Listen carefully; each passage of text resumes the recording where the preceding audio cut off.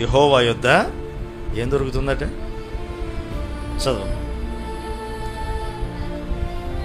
భయభక్తులు నిలుపునట్లు నీ యొద్ద క్షమాపణ దొరుకును. ఇశ్రాయేలు, యెహోవా మీద ఆశ పెట్టుకో. యెహోవా యొద్ద కృప దొరుకుతుంది. ఆయన యొద్ద సంపూర్ణ విమోచన దొరుకుతుంది. ఆయన యొద్ద దొరుకుతుంది. ఆయన మీద ఆశ పెట్టుకో. ఆయన దగ్గర వెతుకు, నీకు దొరుకుతుంది. ఎంత చక్కగా చెబుతున్నాడు.